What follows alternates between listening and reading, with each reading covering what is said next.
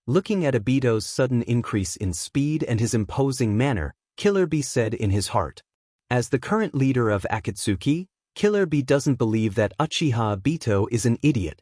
Although Uchiha Obito's attack has many flaws in the eyes of a ninja like Killer Bee who is proficient in taijutsu, but it's still remarkable. It's normal for a Kage-level ninja to have such a taijutsu level. Abdomen? As a ninja who is proficient in kenjutsu, Killer Bee was almost at the moment when Obito launched his attack. Killer Bee has already judged where Obito's attack will land, his muscles all over his body tightened, whether it's the Sharingan in his hand or the Hachibi's chakra condensed tentacles on his back, all of them slightly moved towards his abdomen to protect him. Killer Bee's judgment was right, the black iron staff in Obito's hand was indeed attacking his abdomen. Everything was as he expected, the Sharingan in his hand blocked the black iron staff in Obito's hand.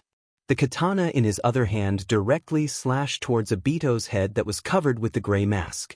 The 5 octopus tentacles behind Killer Bee also controlled the katana to attack Obito's vital points. A total of 6 attacks were about to hit Obito's body. Lightning release chakra wrapped around the katana, increasing the attack power of the katana and greatly increasing the attack speed of the katana. Looking at the katana that Killer Bee used to attack him, Obito showed a slight smile under the mask that covered his face. For an ordinary ninja, falling into such a crisis will definitely lead to death. But Obito is not an ordinary ninja. The Manjikyu Sharingan in Obito's right eye is accompanied by a powerful dojutsu called Kamui. Lowering his head slightly to cover his Manjikyu Sharingan, Kamui was activated. His figure suddenly became a bit illusory. The figure that was rushing towards Killer Bee directly passed through Killer Bee's body as if it didn't exist. Whether it was Killer Bee's muscles that were used to defend against the attack of the black iron staff, or the sharp attacks launched by the 7 ninja swords in his mouth, they all directly passed through Obito's illusory figure. Damn it! Killer Bee didn't know that Obito has such a space ability, but he didn't expect Obito's space ability to be so strange and convenient. After realizing his mistake, Killer Bee immediately began to rotate his body, and the powerful chakra that was originally wrapped around Killer Bee's body became even more powerful. After all, when there is enough chakra, it will have a certain tendency to materialize, at least it can reduce the disadvantage in the battle and buy some time for himself to react. After the 2 figures crossed each other, Obito's reaction was naturally faster than Killer Bee. 1 step ahead, naturally, he will be ahead. Killer Bee's body hasn't fully turned, and even his chakra hasn't fully erupted. The black iron rod in Obito's hand quickly stabbed towards Killer Bee's shoulder that was holding the shark muscle. Killer Bee's strong physical fitness and majestic chakra have become as thin as paper at this moment, easily broken by the black iron staff. The black iron staff itself has a part of the special power of the Rinnegan. When it pierced into Killer Bee's body, a strong pain directly went through Killer Bee's nerves and directly into his brain. The severe pain directly made Killer Bee's body produce an instinctive reaction, and his hand that was tightly holding Killer Bee's shoulder also involuntarily loosened. The huge Killer Bee's shoulder fell directly on the ground, loosening the black iron staff in his hand. Obito rolled on the ground and picked up the Killer Bee's shoulder. Quickly widening the distance between him and Killer Bee, Obito finally had time to look at the shark muscles that had been restless since he caught them. Seemingly aware that the person who held it in his hand has stopped moving, Killer Bee's shoulder also began to move. Opening its ferocious mouth, rotating its huge body, Killer Bee's shoulder directly wanted to swallow this master that it didn't recognize. Looking at Killer Bee's movement, Obito didn't feel that it was too troublesome. Staring at the Killer Bee's shoulder in his hand, the powerful deterrence of Manjikyu Sharingan and Rinnegan was directly applied to Killer Bee's shoulder. The Killer Bee's shoulder, which was still showing its fangs and claws just now, directly softened at this moment. Like a docile kitten, it was directly held in Obito's hand. Obito slowly sent his chakra into the Killer Bee's shoulder, feeling the powerful chakra stored inside the Killer Bee's shoulder. His eyes flashed with a hint of understanding. Sure enough, the Kismet ghost shark didn't do nothing except pass on some incomplete information. At this moment, the Hachibi's chakra stored in the Killer Bee's shoulder is actually enough to support the minimum level of awakening the Geto Mazo. With the Killer Bee's shoulder, Obito can completely absorb the Hachibi's chakra stored in the Killer Bee's shoulder into the Geto Mazo. The only thing that hasn't been collected now is the Nine Tails' chakra, but Uchiha Obito also has his own plan regarding this. The Golden Horn and Silver Horn summoned by Kabuto through Edo Tensei are not as simple as combat power. If he really wants to awaken the Nine Tails, he can absorb the chakra stored in the Golden Horn and Silver Horn's body by devouring the Nine Tails' flesh and blood into the Geto Mazo. In fact, as long as Obito is willing, he can summon the Jubi. But such an incomplete Jubi, Obito doesn't really think that he can really perform the perfect Tsukuyomi world, so if possible, Obito still hopes that he can collect a complete Jubi as soon as possible, and then summon a complete Jubi to realize his Eye of the Moon project.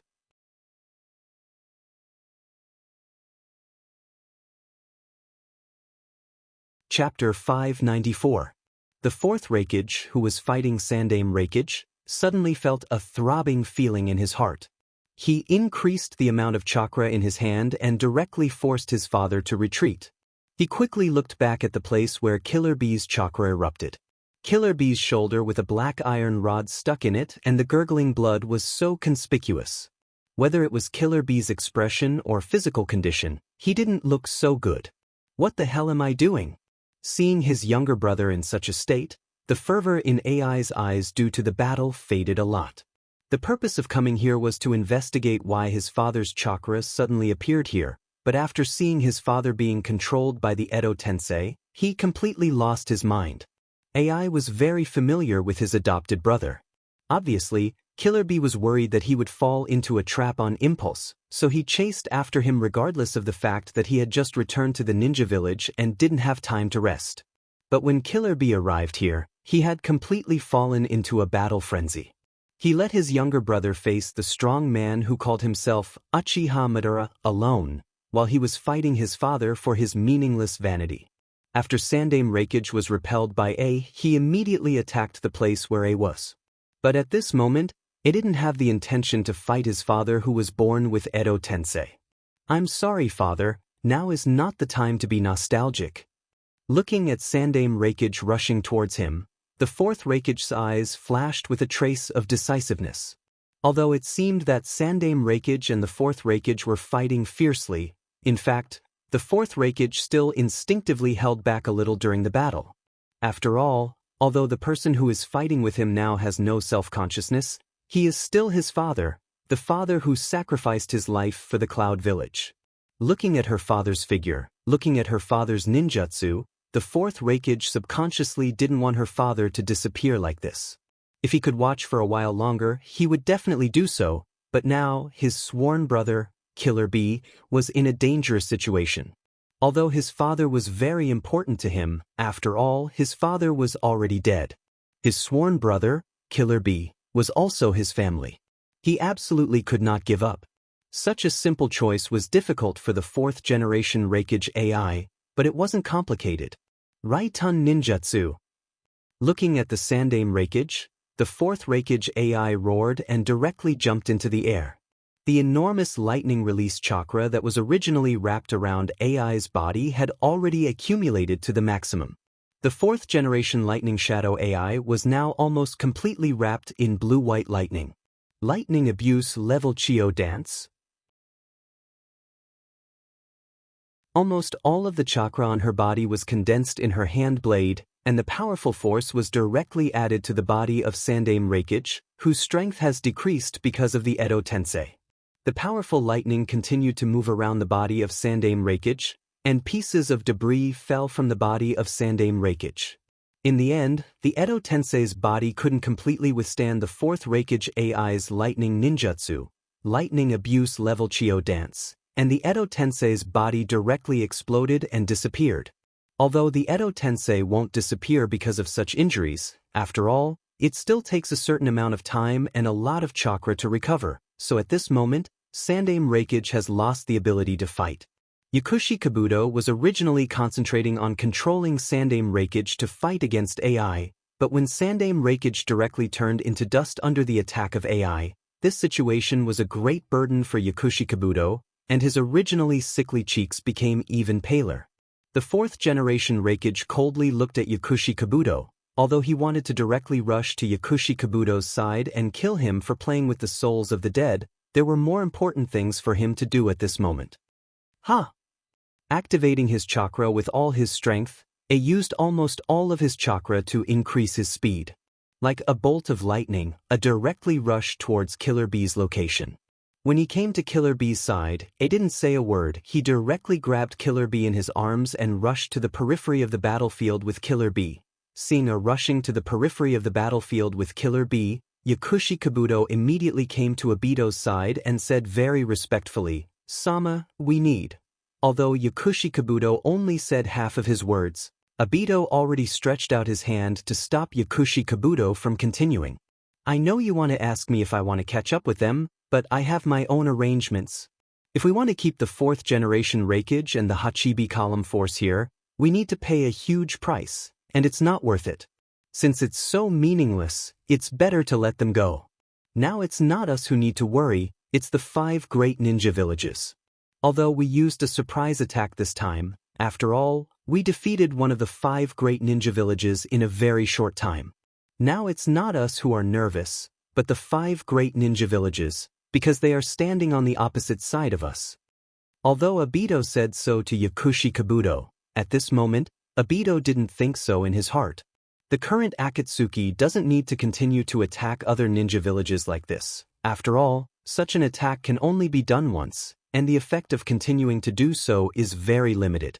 What Obito wants to do now is to stay in the Cloud Village, and use the special terrain of the Cloud Village to fight the other 4 ninja villages. With the White Zetsu army and the strong Edo Tensei, Obito is confident that he can compete with the 5 great ninja villages. As for defeating the 5 great ninja villages and unifying the ninja world, such a boring thing is not what Obito wants to do.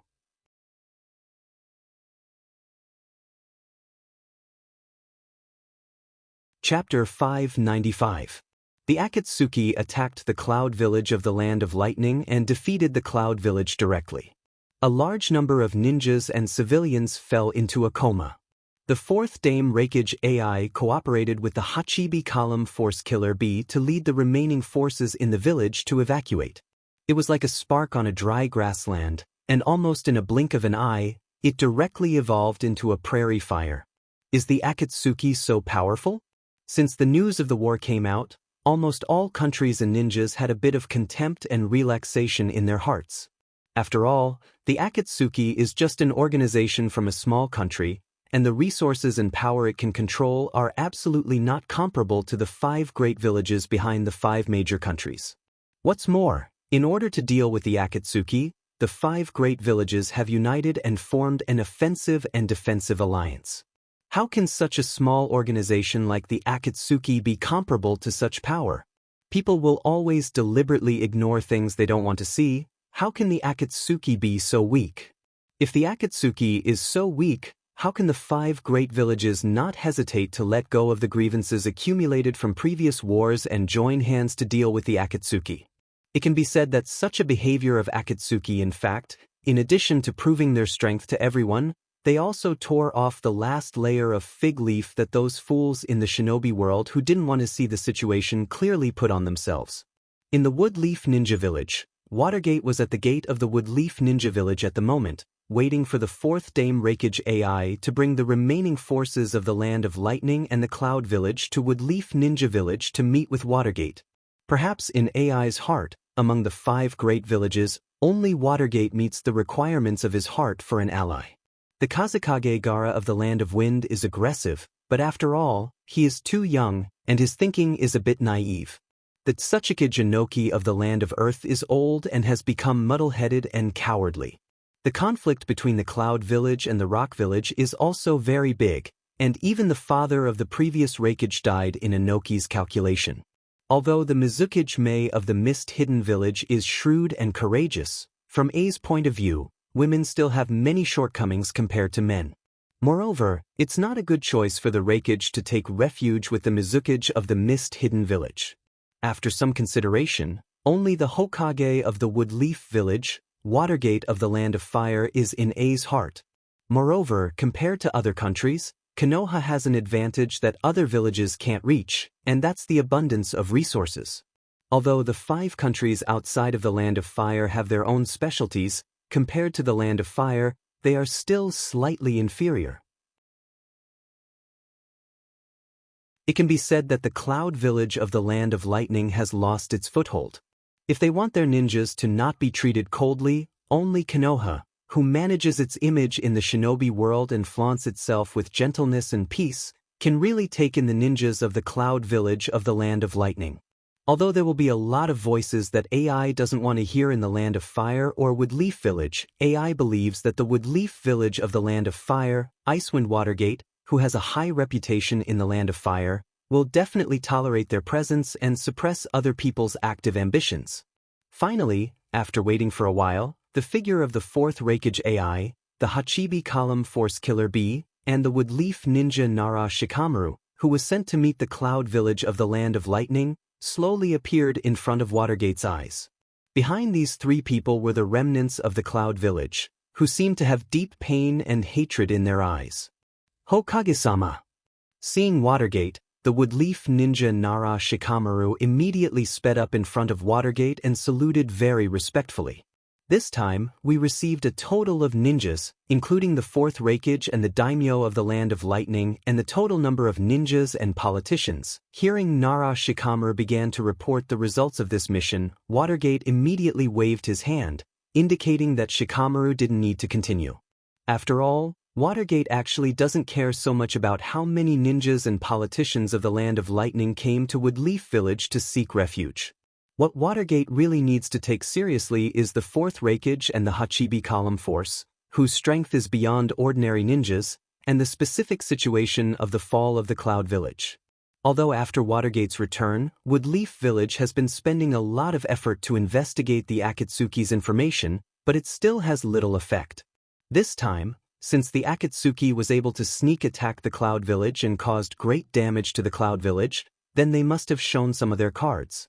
When you clearly realize how powerful your enemy is, it won't make you feel terrible, but your enemy has been hiding in the dark, like a black veil covering their face, you will feel more terrible. Now, although the Cloud Village has suffered a certain loss, in fact, the high-end combat power is still very intact. Being able to use some low-level ninjas and civilians with almost no combat power in exchange for precious information of the Akatsuki, although it may be a bit cold-blooded, but such a transaction can't be regarded as a loss, right? Hokage, seeing Watergate directly standing at the entrance of the village to receive a group of defeated soldiers, although it was expected, but it also let a once again confirm Watergate's tolerance. Such a person is destined to achieve great things, and will not be blinded by temporary gains and losses, and stick to his decision from the beginning to the end. This is Watergate. His fighting ability is very outstanding, and he is also a qualified politician and leader. Reikage-sama, you don't have to say much, everything that happened now is not what we want to see. But since everything has happened, we can't be bound by the sadness and hatred in our hearts. The Akatsuki that invaded the Cloud Village is still entrenched in the Land of Lightning, and for the time being, it seems that there is no sign of activity again. Now, what we need to do is not to feel sorry for ourselves, but to work hard. What happened to the Cloud Village cannot happen to any other village, otherwise, it will be a huge loss for the entire ninja world.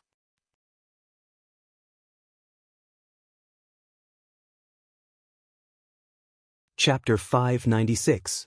In the Bloodcloth Pavilion, Nangongja was sitting at the dining table with his family Mashiro, Nangong-ro, and Little Linger.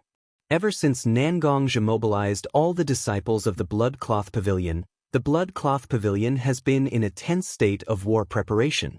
However, because the situation hasn't reached the moment that Nangongja expected, although the Bloodcloth Pavilion was preparing their troops, they still didn't carry out any large-scale operations.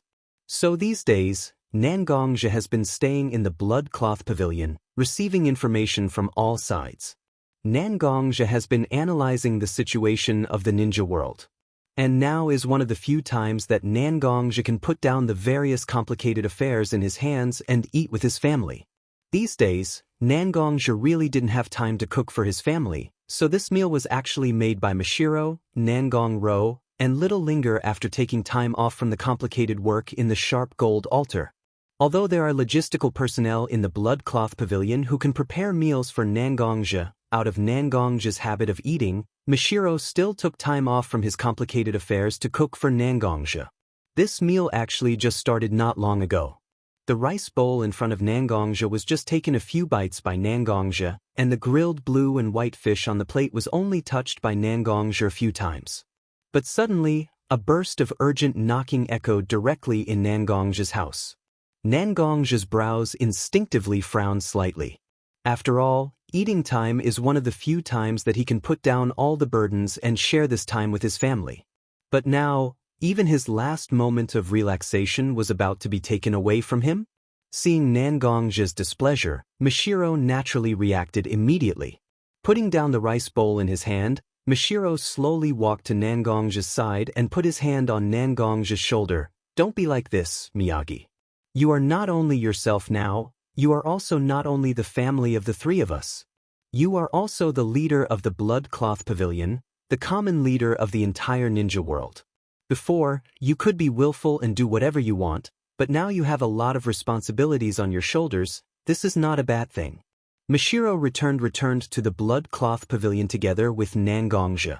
As the temporary altar master of the sharp gold altar, Mashiro also had a deeper understanding of the Blood Cloth Pavilion's affairs.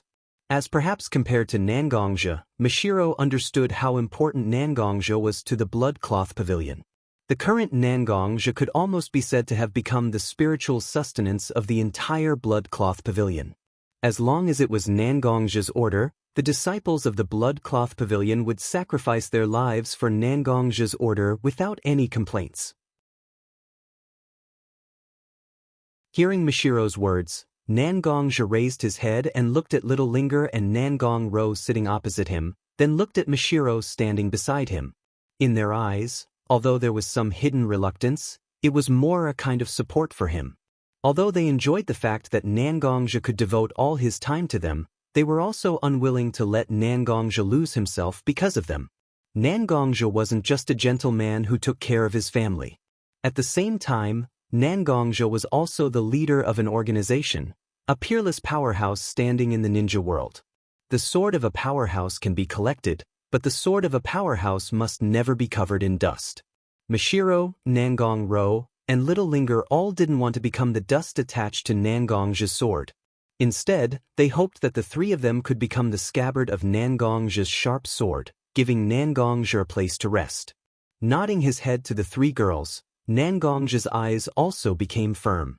In fact, Nangongzhi understood what Mashiro said just now, but maybe it was because of the strong pressure during this time, or maybe it was because he owed the three girls in his heart. Nangongzhi really didn't want to give up such an ordinary thing like sitting quietly with his family. But now that he saw the support of the three girls, Nangongzhi slightly understood their thoughts. They didn't want to be a burden to him. What they wanted more was to be his support behind him. When Nangongzhi understood the feelings of the three girls, he also secretly made up his mind that he would not let down his family's efforts. "I'm leaving." Nangongzhi slowly stood up with the Heaven's Calamity Sword in his hand. The anger between his eyebrows just now had completely disappeared at this moment. At this moment, Nangongzhi was once again the heroic and peerless expert in the hearts of the Blood Cloth Pavilion disciples, who pointed out the direction for everyone. Nangongzhi walked to the door of his small building and slowly pushed it open. He directly lifted his feet and stepped out of the door. The person standing at the door of Nangongzhi's small building was none other than Bai Shui, the altar master of Bai Shui, who was in charge of the intelligence gathering and assassination work. Bai Shui could be said to be the one who understood Nangongzhi's character the best among the original altar masters of the Blood Cloth Pavilion. However, this time the intelligence was really urgent. The moment he saw the intelligence, Bai Shui knew that he had to hand it over to Nangongzhi as soon as possible so that Nangongzhi could make a decision. Now was the time that Nangongzhi cherished the most and had a meal with his family. If other people came, Bai Shui really couldn't guarantee that Nangongzhi wouldn't explode with all the pressure he had been under during this period of time. Exploding was a small matter. However, if Nangongzhi took out his anger on the disciple who delivered the intelligence for him, or even punished him, such behavior would undoubtedly destroy Nangongzhi's image in the blood-cloth pavilion. This was something that Bai Shui absolutely couldn't allow. Therefore Bai Shui came. Even if he might have to bear the wrath of Nangongzhi, Bai Shui had no complaints or regrets. The moment Nangongzhi saw Bai Shui, he was slightly surprised. After all, during this period of time, every altar master of the blood-cloth pavilion was in a state of high tension. The work that needed to be dealt with every day was also piled up like a mountain. Bai Shui's sudden appearance here was just to pass him a piece of information.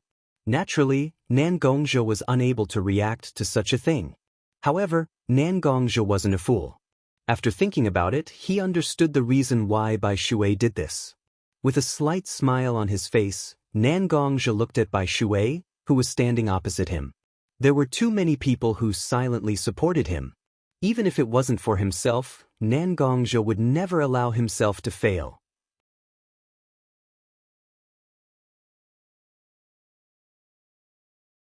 Chapter 597. Chief. Before Nangongzhi could speak, Bishui bowed respectfully to Nangongzhi. Over the years, Nangongzhi has been the chief of the blood-cloth pavilion. In fact, he has made great progress compared to when he was fighting alone. And the biggest progress is that Nangongzhi has become more and more able to hide his emotions when he needs to. Although among the original altar lords of the blood-cloth pavilion, Bishui has always been the one who understands Nangongzhi the most and is also the one who Nangongzhi trusts the most. But even with such a close relationship with Nangongzhi, Bishui still doesn't think that he can see every second of Nangongzhi clearly. Especially now that she had interrupted Nangongzhi's meal with his most cherished family. Bai Shui didn't dare to guarantee that Nangongzhi wouldn't release all the pressure that had accumulated in his heart during this period of time. Bishui is very nervous now. This kind of nervousness is almost completely written on Bishui's face and reflected in the small movements of Bishui's body. And as a person who has received ninja training, Nangongzhi naturally found the nervousness in Bishui's heart very easily at this moment. Sure enough, he has accumulated too much pressure during this time. It actually made Bishui, who is very close to him, feel a lot of pressure. Bishui, there is no one else here, you and I don't need to be so restrained.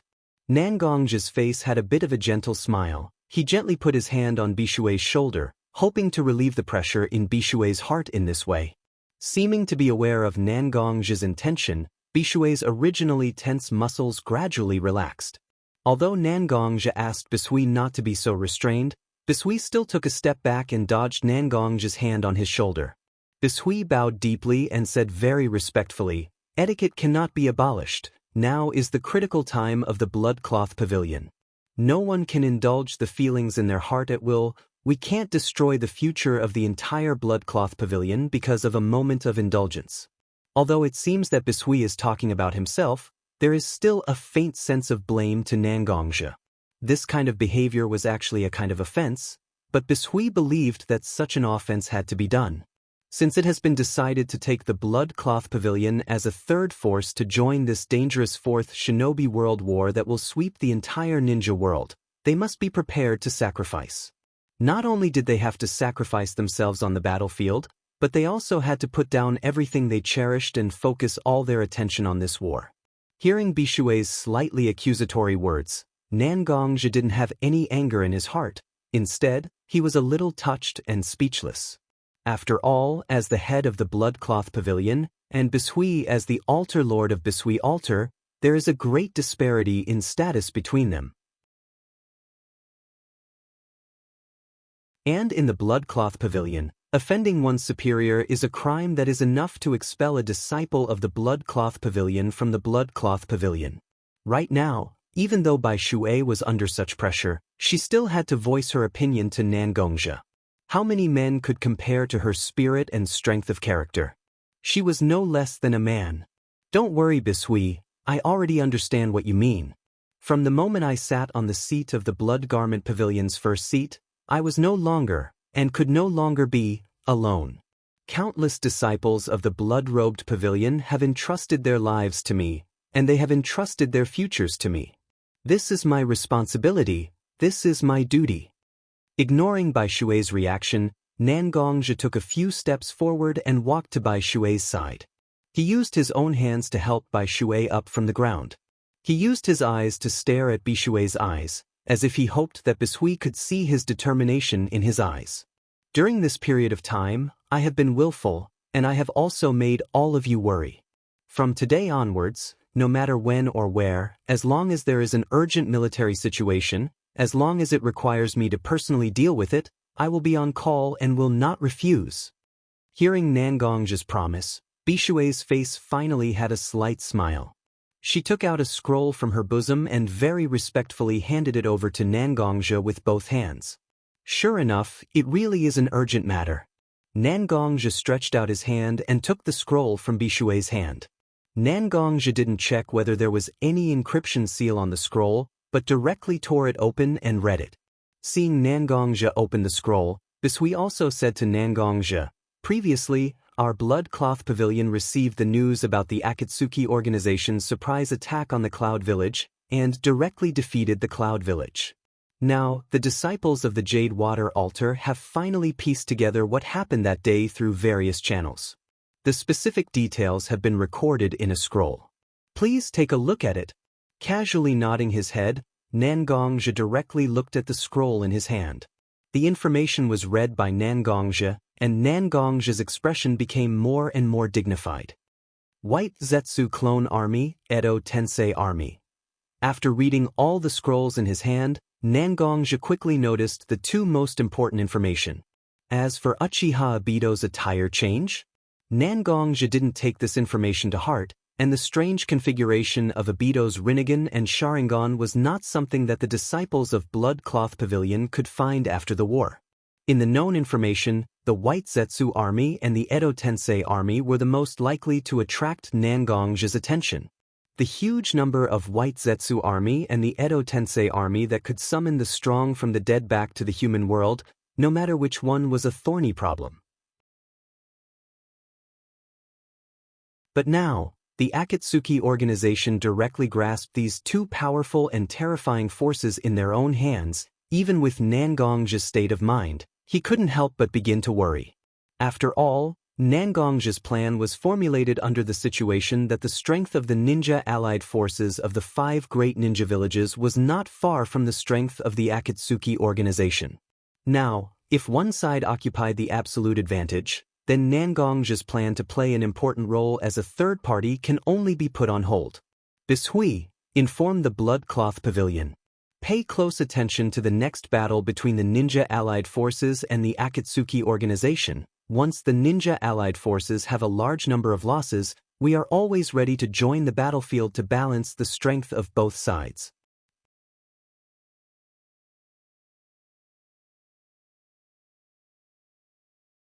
Chapter 598. It wasn't just Nangongzhi who was worried about the strength of the two major forces in the shinobi world. As one of the 5 major shinobi villages, the Hokage of Woodleaf Village, Watergate, was also worried about this matter. This time, after receiving the 4th Reikage, Watergate immediately asked about the Akatsuki's attack on the Cloud Village. Although the 4th Reikage was impulsive, he also knew the importance of information.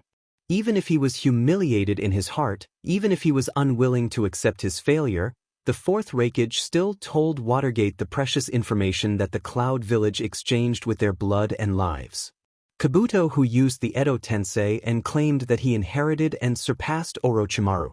The masked man who had 1 Sharingan and 1 Rinnegan, and who hid his identity with a mask and called himself Uchiha Madara. Even Zetsu, who had been staying in the Akatsuki for a long time, also showed the strength of a Kage-level ninja when he blocked the rescue team of the Cloud Village, and he could also use an exquisite Mokutan ninjutsu. Not to mention the White Zetsu army that was roughly estimated to be at least tens of thousands of people, and the Edo Tensei summoned from the underworld. The White Zetsu army that has the strength of a Chunin, and the strong people who have died without fear of death, it's really troublesome. Even Watergate, who has always been very optimistic, couldn't help but frown. After all, whether it's the advantage of the number of White Zetsu army, or the strength of the strong people summoned by the Edo Tensei, it's a huge trouble for ordinary ninjas. Considering the strength of the Akatsuki described by the Reikage, Watergate also thought that if the Akatsuki attacked the Woodleaf village with such strength, could the Woodleaf village block such an attack? Even if the Woodleaf village really tried their best to block the attack of the Akatsuki, how many Woodleaf village members would be left alive in the end? Last time, the former leader of the Akatsuki, Nagato, invaded Woodleaf village with his 6 paths of pain, which caused great damage to the village.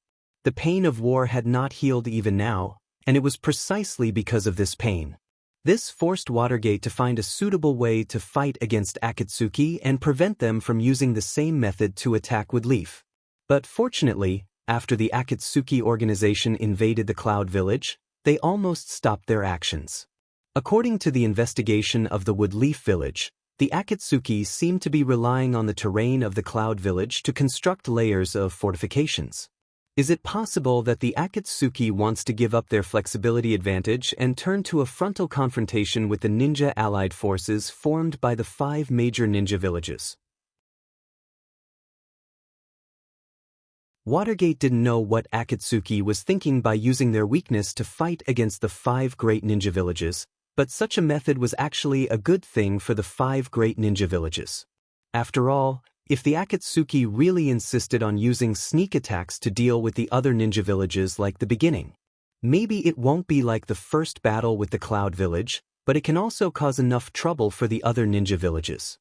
Opening the blank scroll on his desk, Watergate picked up the pen and began to write on the blank scroll. From the beginning to the end, Watergate put down the pen in his hand. Watergate almost wrote 3 invitations in one go. Forming a seal with his hands, Minato cast a sealing technique on the 3 scrolls, and then summoned his shadow guards. Hokage-sama!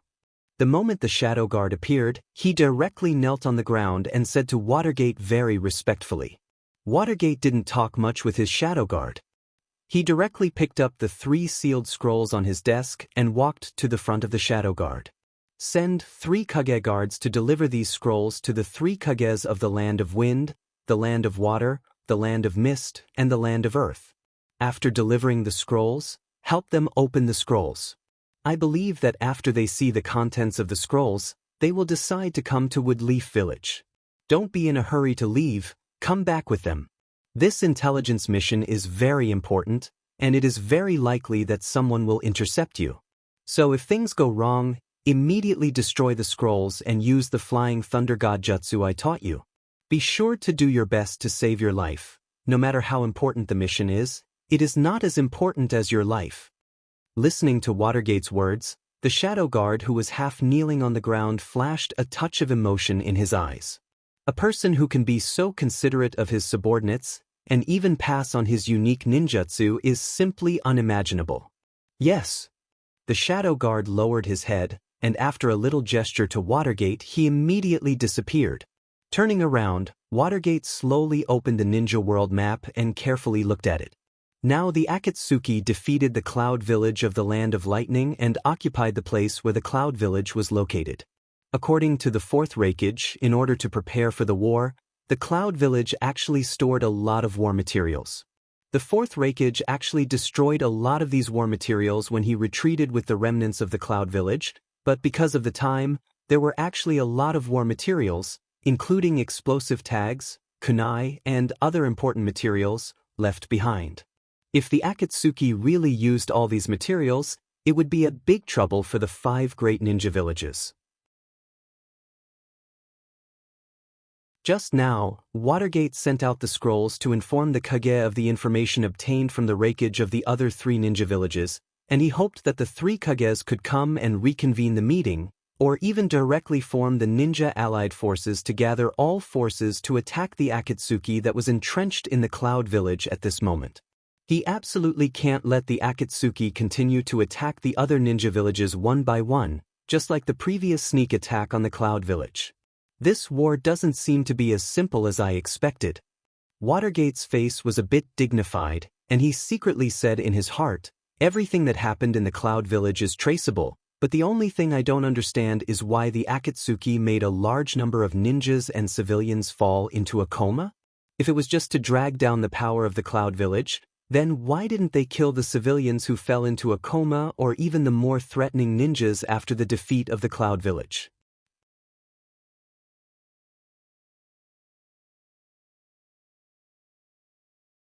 Chapter 599. In the wood leaf village of the Land of Fire, in a heavily guarded conference room, the kage of the 5 major villages once again gathered together. As Watergate expected, after receiving his scroll, the kage of the other 3 villages immediately took action. These kage brought their trusted aides and the daimyo of their country to the woodleaf village. Under normal circumstances, the matters between ninja villages will not involve the daimyo of each country. After all, a ninja village is a collection of military forces of a country, and the kage of each village is the supreme leader of the country's military group. In the ninja world, there has always been a dualistic system of separation of military and government. The daimyo and the kage are independent of each other, but they also support each other to ensure the stable development of a country. But now, standing on the opposite side of the 5 major shinobi villages is an organization that wants to break the order of the shinobi world. Such an organization naturally won't follow the default mode of fighting between shinobi villages. The daimyo of each country is the face and symbol of the country, and there must be no mistakes. After settling the daimyo of their country, the kage of each village also came to the conference room arranged by Watergate. Everyone was sitting in their own seat, and their faces were more or less heavy. Has the situation reached such a serious point? Looking at Watergate, Sandame Watergate, Anoki, who is the oldest among them and has been in power for the longest time, said in a low voice. The White Zetsu army with the strength of more than 100,000 chunin, with excellent stealth ability and special ninjutsu. The Edo Tensei army composed of powerful people who have passed away and can't really die. Each of them is a tricky existence, and if you want to fight with such an enemy, you must be prepared for heavy losses. And the one who made Inoki feel the most pressure is the masked man who has a pair of powerful Sharingan and Rinnegan, who calls himself Uchiha Madara. The masked man's Sharingan must be at least 3 Tomo Mangekyo level, and according to the intelligence of all parties, the only one in the allied forces who can fight against the masked man is Hatake Kakashi, who also has a Mangekyo Sharingan. However, Kakashi didn't have the blood of the Uchiha clan, so Kakashi couldn't fully exert the power of the Sharingan. Although Woodleaf also has Byakugan, one of the 3 major dojutsu, but Byakugan's ability is more inclined towards support, it is still greatly lacking compared to Sharingan and Rinnegan in combat. Did they really have to rely on human lives to fight against the masked man? But in order to defeat this masked man, how many powerful ninjas will die on the battlefield? Such a loss can't be summed up with a simple number. After all, every powerful ninja is precious to the village. Everyone, although I don't want to raise the morale of others and destroy our own prestige. But the power possessed by Akatsuki organization is indeed beyond our village in all aspects. If it's just a single ninja village fighting against Akatsuki organization, to put it bluntly, any one of us will lose without a doubt. Watergate glanced at the kage of each village and said with a dignified expression, "But we're not just going to fight against the Akatsuki alone." Hearing Watergate's words, everyone felt a huge pressure in their hearts, and even fell into silence. However, among the 5 shadows, one of them stood up from his seat and spoke to the other 4 with a firm expression. This person was the youngest of the 5 kages, the 5th Kazekage Gara, who had been a kage for the shortest time. Just like the judgment of the 4th Reikage AI, because of his young age, Gara still has a lot of spirit left in him that is different from the other kage. He's not afraid of failure, he's not afraid of sacrifice. He has a different kind of confidence and persistence for victory and the future. Our 5 ninja villages have different advantages. Sunegakure's poison and puppet technique, Cloud's ninjutsu and lightning release secret technique, Mist's assassination and infiltration technique, Rock's close combat and earth release secret technique, and Woodleaf Village's fire release ninjutsu and various secret techniques are things that the Akatsuki can't have. We are afraid of the Akatsuki, but they are also afraid of us. Otherwise, why didn't the Akatsuki dare to attack other ninja villages even though they had already invaded the Cloud Village, but instead of attacking other ninja villages, they stayed in the Cloud Village? In fact, although Gaara's words are somewhat reasonable, they still can't stand up to scrutiny. But at this moment, the Kage gathered here don't need a logical analysis. What they need is someone who can bring confidence to everyone. Originally, this role should actually fall on Watergate, who is very strong in both personal strength and village strength, but they didn't expect that Gaara, the youngest of the 5 Kages, would take on such a responsibility. Watergate took a deep look at Gaara. Obviously, he was also quite envious of Gaara's fearless spirit. He also had this kind of spirit before, but as time passed, this kind of attitude slowly disappeared from Watergate's heart. After all, the higher the position, the more things that need to be considered and estimated. Such an attitude is not suitable for the leader of a ninja village. Kazekage is right. Seeing Gaara stand up, Watergate also directly expressed his attitude. There are some things that we can't avoid. At the time of the 5 Kages tournament, the masked man has already told us about his crazy Eye of the Moon project.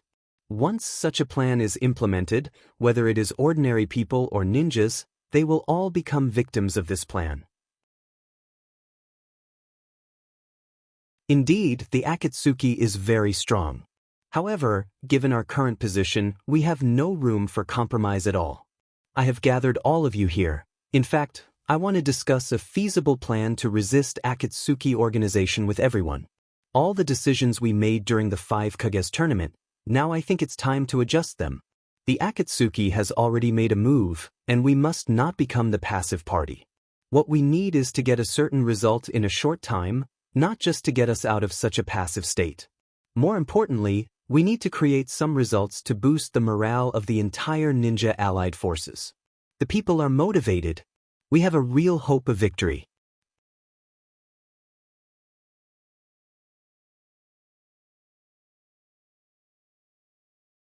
Chapter 600. History has proven countless times that when facing a powerful enemy together, the cooperation and cooperation between all sides will increase.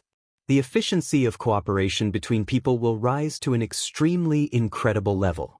There will be no wrangling and competition for interests during the 5 Kage tournament. This meeting went very smoothly, so smoothly that even Minato felt a little absent-minded. This meeting basically divided the combat forces and logistics forces of the 5 major ninja villages.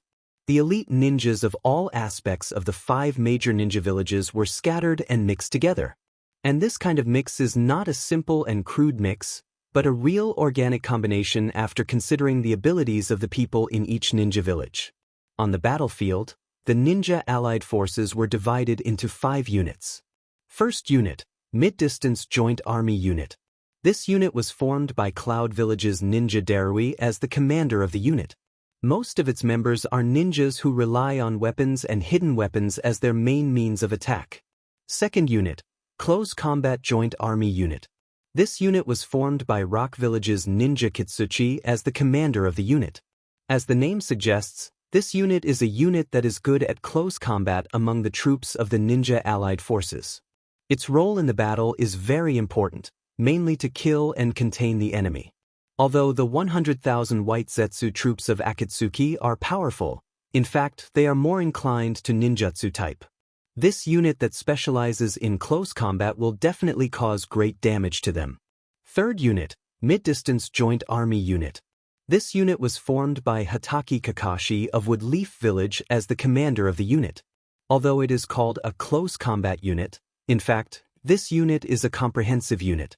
Among them, there are ninjas who are good at fighting, and also ninjas who are proficient in medical ninjutsu. Of course, there are also ninjas who are good at sealing. After all, among the combat forces of the Akatsuki, the Edo Tensei is a unit that cannot be defeated by conventional means and can only be sealed by sealing. Fourth unit, Long Distance Joint Army Unit. This unit was formed by Nara Shikamaru of Woodleaf Village as the commander of the unit. Most of the ninjas in this unit are proficient in long-distance attack ninjutsu, and some members are good at defense to protect ninjutsu-type ninjas. In addition to providing long-range support to the battlefield, this unit would also roam around the battlefield to provide support to the areas that needed it. 5th Unit, Special Combat Unit, led by Woodleaf Ninja Village in Azukakaku, led by ninjas who use special ninjutsu or special fighting methods. Although it's called an army, because their specialties and skills are different, it's actually just a scattered name. When the ninja allied forces need all the special talents, they will be transferred from this army. In addition to these 5 troops on the battlefield, there were several other troops that had been divided up. The first was the intelligence unit led by Inoichi Yamanaka of the Woodleaf Village and Ao of the Mist Village. They were mainly responsible for battlefield communication and information transmission. Secondly, the 5th Mizukage may directly led a group of ninjas to guard the daimyo. After all, the daimyo was very important to a country, and there must be no accidents. The third was the infiltration reconnaissance team led by Woodleaf Ninja Anko Mitarashi. In this war, an important part of the Akatsuki's ability to fight against the ninja allied forces was the Edo Tensei unit, and the Edo Tensei unit was used by Kabuto, who had joined the Akatsuki.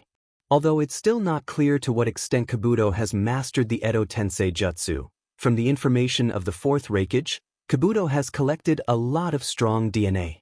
Whether it's the self-conscious gold horn and silver horn summoned by Kabuto, or the controlled Sandaime Reikage, all of them were a great hindrance in the process of the 4th Reikage's retreat. As the former disciple of Orochimaru, Anko Mitarashi knew Orochimaru's action pattern better than the average ninja. Since Kabuto claimed to have inherited Orochimaru's mantle, and the 4th Reikage said that his body shape and aura were very similar to Orochimaru, the ninja allied forces could only let Anko lead a group of ninjas to sneak into the enemy's territory to investigate Kabuto's information. The 4th was the surprise attack unit led by Kankuro Sunagakure. Instead of an army, it was more like an expanded version of a ninja squad. The ninjas in it had different abilities, but they could support and help each other. The reason why the 5 Kage set up such a squad was in fact, hoping to use their respective strength to test the Akatsuki's strength to a certain extent. The 5th was the medical unit specially established for the war. Originally, Watergate hoped that Tsunade in the Woodleaf Village would be the leader of this unit, but Tsunade has been in a semi-retired state after marrying Jiraiya. Although Watergate very much wanted to let Tsunade come out, because of the urgent situation of the war, Watergate could only leave the position of the commander of the medical unit empty, and let Tsunade's 2 disciples, Shizune and Haruno Sakura, serve as the temporary commanders of the medical unit. The last part was a completely auxiliary force, the Perception Force. The Perception Unit was not an independent unit. Instead, it was scattered and integrated into every previous main battle unit. The temporary commander of the Perception Force was Hope, the right-hand man of the 4th Reikage of the Cloud Village in the Land of Lightning. Although it seemed that this division was a little complicated, it was a division that the Kage of the 5 great ninja villages gathered together and discussed together with their respective think tanks. In addition to these forces used for combat or auxiliary combat, the 5 Kage also formed the head council that represented the highest power of the ninja allied forces, and selected the intelligent Woodleaf ninja Nara Shikaku and the Cloud Village ninja Mabai to assist the head council. Removing all factors that affect combat power, at this moment, the ninja allied forces is no longer a loose alliance between the 5 great ninja villages. At this moment, the ninja allied forces has become a force that includes almost all ninjas in the ninja world. The various ninja villages put down their grudges and cooperated with each other to fight against the Akatsuki that threatened the future of the entire ninja world. In the words of Minato Watergate, the ninja allied forces at this moment represents the power of the entire ninja world. And such a force is the strongest force to guard the future of the ninja world.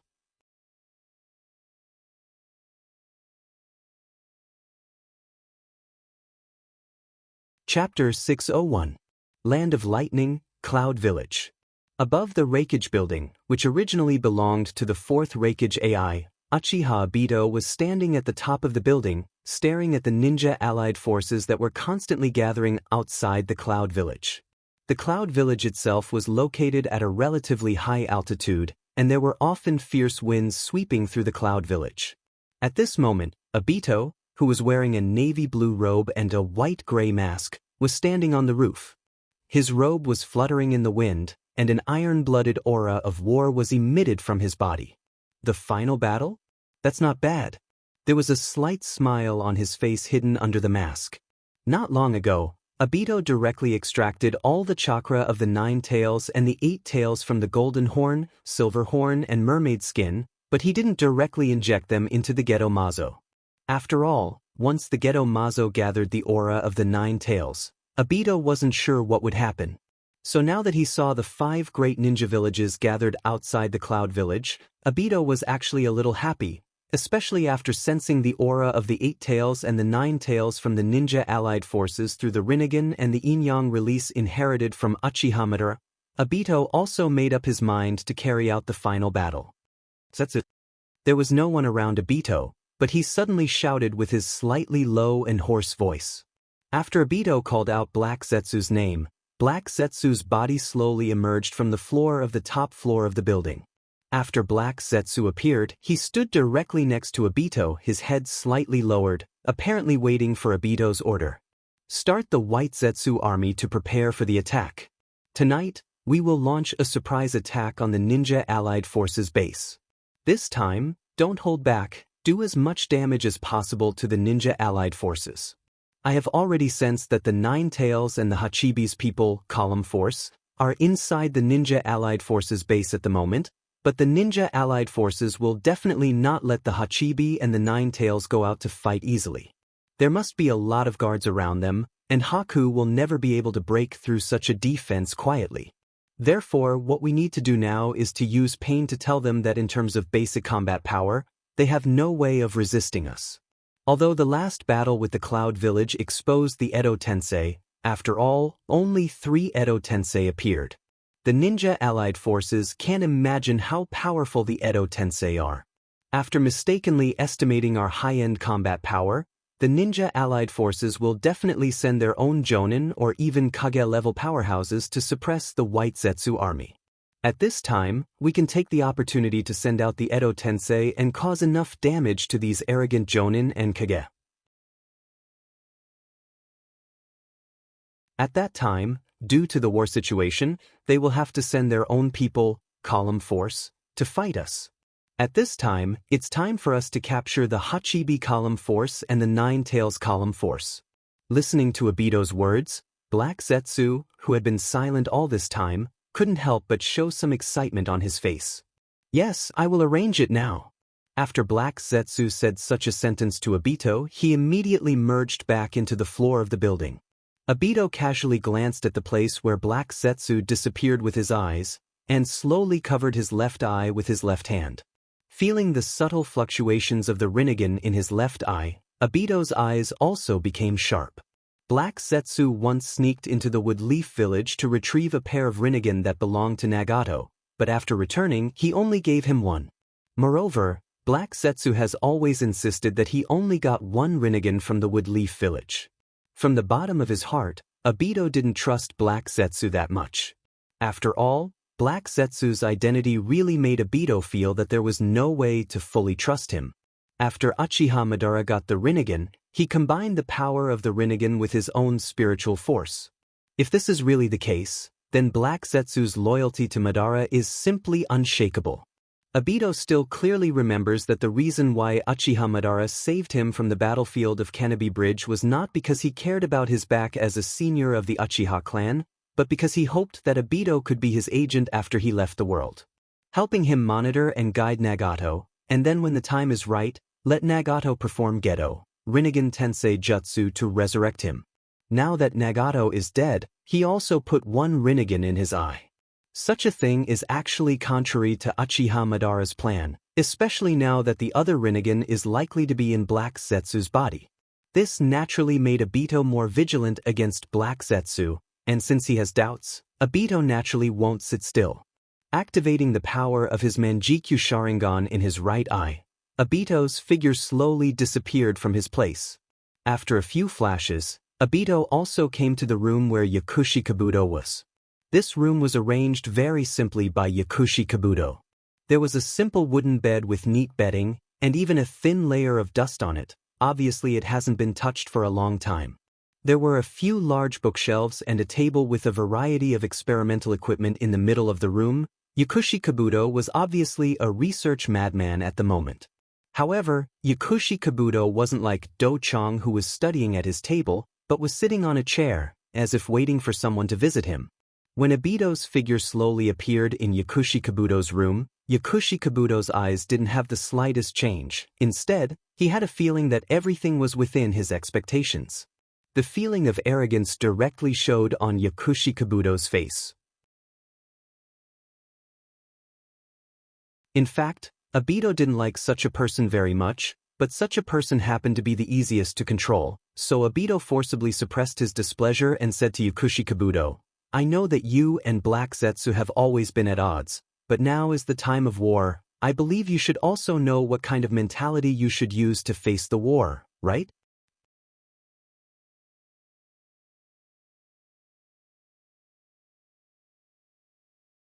Chapter 602. Since the ninja allied forces began to gather in front of the Cloud Village, Kabuto knew that Obito would definitely come to see him. After all, the 100,000 White Zetsu army led by Black Zetsu and the Edo Tensei army under his command were the main forces of this war. But due to various reasons, even though the Edo Tensei army had collected a lot of DNA from the deceased, there was no way for the Edo Tensei army's combat strength to be enhanced. So, in Kabuto's mind, Obito would definitely come to him to find a way to control more Edo Tensei. But at this moment, the moment Obito appeared, he actually said such threatening words to Kabuto. This was something that Kabuto didn't expect. Although Obito's words were beyond Kabuto's expectations, Kabuto wasn't so panicked, because no matter what Obito said, his Edo Tensei was an important force that Obito couldn't give up. In other words, Kabuto was still somewhat fearless. Seeing that his words didn't make Kabuto feel a sense of crisis, Obito didn't feel much surprise. After all, Kabuto had a long experience in hiding, concealing and controlling his feelings wasn't that difficult for him. This battle is very important. Even if it's the final battle, there's nothing wrong with it. So I absolutely won't allow some internal reasons to lead to the failure of this war. I think you also know this. Obito slowly paced back and forth in Yakushi's room. He walked to a table full of instruments, picked up an experimental test tube-like glass container, and slowly rubbed it with his gloved hand. "I have roughly formulated the next strategy, and the Edo Tensei in your hands will play an important role in it. But now it seems that the power of the Edo Tensei is not strong enough, so I came this time to find a way to let you control more Edo Tensei, and then enhance the power in our hands." Sure enough, hearing Obito's words, Kabuto's slightly suspended heart was also relieved. No matter what kind of attitude Obito uses to treat him, no matter what kind of words Obito uses to modify his behavior, in fact, Obito's ultimate goal is still to strengthen the strength of the Edo Tensei as expected. Alchemist Pocket didn't take the threatening words from before to heart, or it could be said that Alchemist Pocket hid them deep in his heart. Slowly standing up from his seat, Yakushi tidied up his robe and said to Uchiha Obito, "Actually, I've also considered how to strengthen my control over the Edo reincarnation. After a few rounds of thought and experimentation, I finally found a way to strengthen my control over the Edo reincarnation." He adjusted the glasses on the bridge of his nose slightly, and a wisp of light flashed through his eyes. The Edo Tensei itself is a forbidden technique developed by the second Hokage of Woodleaf Village, Tobarama Senju, but due to various factors, this ninjutsu wasn't fully developed. Later, one of the three Sannin, Orochimaru, found this incomplete ninjutsu from the Scroll of Seals, and thought that he could develop a ninjutsu that transcends life and death and obtain eternal life from it. During the study of eternal life, Orochimaru gradually perfected this ninjutsu. However, Orochimaru himself has undergone many transformations on his body, and the nature of his chakra has also changed a lot. In the end, this ninjutsu has almost become a ninjutsu specially made for Orochimaru, and it's difficult for others to use it. The reason why I can use this ninjutsu is that I used the power of Sage Mode to forcibly integrate Orochimaru's cells and chakra, which made my chakra nature change to a certain extent. But such a change is still not enough. My own chakra nature is still a certain degree of difference from Orochimaru's own chakra nature.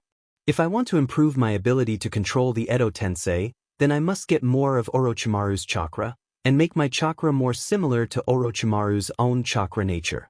And I already have a target for the person who has a lot of Orochimaru's chakra, that is, Orochimaru's former disciple, Mitarashi Enko, who has the first-generation curse implanted in his body. There must be a lot of Orochimaru's pure chakra in the curse mark on his neck. Mitarashi Enko? A familiar name rushed into Uchiha Obito's ears. After all, Mitarashi Enko and Obito can be regarded as ninjas of the same generation. But as Orochimaru's disciple, Mitarashi Enko actually has almost no intersection with the ordinary Uchiha Obito. At most, the two have met a few times because of the war, that's all. But from his memory, Uchiha Obito confirmed the truth of Kabuto's words. Is that so? What I need is Mitarashi Enko. What a coincidence! Just before, Uchiha Obito has received information from White Zetsu's clone lurking outside the Cloud Village, that a team led by suspected Woodleaf ninja Mitarashi Enko sneaked into the Cloud Village. At that time, Obito didn't care. After all, with Mitarashi Enko's ability, he couldn't really sneak into the core area of the Cloud Village, which was built by Akatsuki. But now, Kabuto actually said that Mitarashi Enko was the key to strengthening the Edo Tensei, which made Obito feel a little bit sleepy, as if he had received a pillow.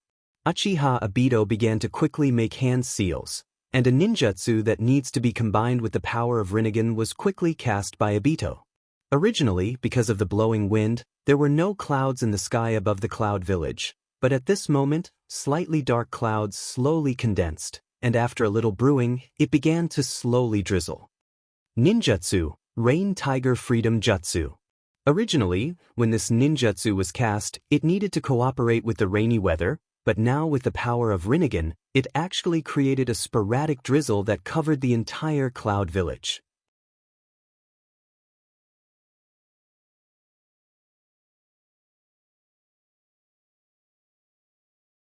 Chapter 603. The patter of rain drifted down from the sky. Although a part of the Earth chakra was integrated into it, because the content was very small, it wasn't so easy to detect. The Cloud Village itself was located in a highland area. There were almost no tall trees. Most of the area was covered with large areas of lawn and sporadic low shrubs. Without tall trees, the Rain Tiger Free Jutsu used by Obito almost directly covered everyone's body without any hindrance. Mitarashi Enko, who was carrying out the infiltration mission, tried her best to find the trace of Kabuto and then find an opportunity to stop the Edo Tensei team.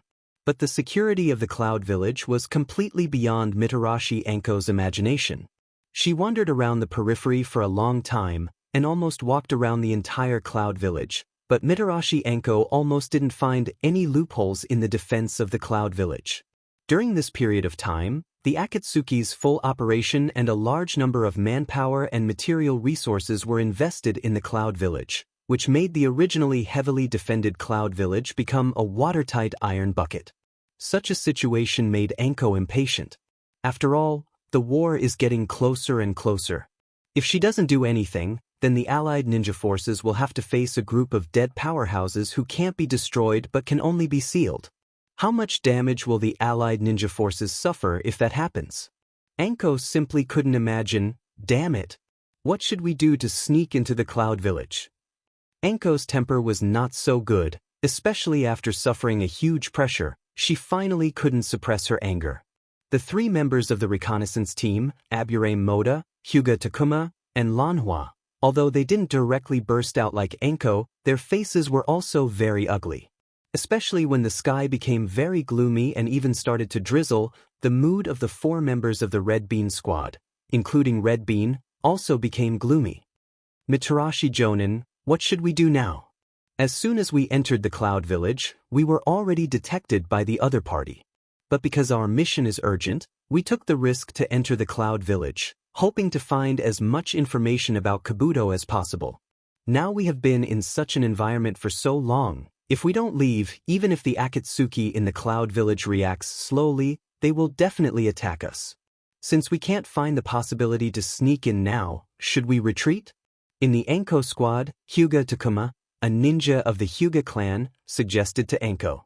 That's right, after the infiltration team led by Anko entered the Cloud Village, it wasn't only the White Zetsu that discovered the traces of the Anko squad, but the Anko squad also discovered the White Zetsu that wasn't very strong. After all, in the Anko squad, all the members were Jonin or special Jonin level ninjas, and among them, Hyuga Takuma and Abure Moto were very powerful perception ninjas. Although they couldn't directly pinpoint the location of the White Zetsu clone, they could still detect it. Hyuga Takuma himself was actually a calm temperament, or a temperament that was not willing to take risks.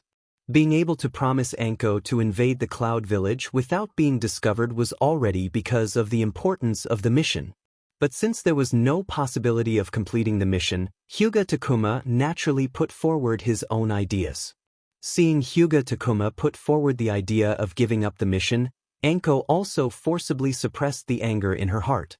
After all, although Mitarashi Anko would find it hard to control herself when facing Orochimaru and anyone related to him, now was not the time for her to be willful. The lives of her 3 teammates were also a heavy burden on her heart. She cast her eyes to her other 2 teammates except for Hyuga Takuma. Although Lon Hana's slightly bearded face was still a little hesitant, the other teammate, Abure Moda, had already slowly nodded. Although she didn't speak, she obviously agreed with Hyuga Takuma's idea of retreating. Sure enough, can only retreat? Mitarashi Anko was very clear that in a battle between 2 armies, any perception-type ninja is very important. If it wasn't for the importance of this mission, the 4th Hokage Wave Kaze Watergate wouldn't have arranged 2 of the best perception ninjas in the Woodleaf Village to be in his team. Since there is no possibility of completing the mission, Anko naturally has to preserve some strength for the Woodleaf Village. She can't become a sinner who consumes the village's strength for no reason. For a qualified ninja, the mission and the village are always in a higher position than their own feelings and will. Good. Let's retreat. Almost gritting her teeth, Anko gave the order to retreat to her 3 teammates. Obviously, after hearing Mitarashi Anko's order to retreat, whether it was Lon Hana, who had a complicated look in her eyes, or Dima Hyuga and Abure Moda, who clearly expressed their intention to retreat, all of them had a relaxed look in their eyes. After all, staying at the enemy's rear without any reinforcements is actually a great psychological pressure for ninjas. Since they have decided to retreat, and it's very likely that they have been detected by the enemy, as the 2 ninjas with the strongest perception ability in the team, Hyuga Takuma and Abure Moda also used their ninjutsu to find a suitable retreat route. Hyuga Takuma made hand seals, and his chakra gathered in his eyes, blue veins popped out, and the white eyes opened. The still life around him instantly lost its color, turning into black and white in Hyuga Takuma's eyes. Abure Moda also released the parasite hidden in her body for detection, and in the blink of an eye, small black insects had already scattered in the surrounding space. The parasite itself is more sensitive to chakra than the ninjas, and when the first insect was drenched by the raindrops, Abure Moda's eyes hidden behind her glasses became serious. Not good, we were discovered. You're tuning in to the Wandering Hero YouTube channel. Don't forget to subscribe and join us on this journey to catch the most captivating stories.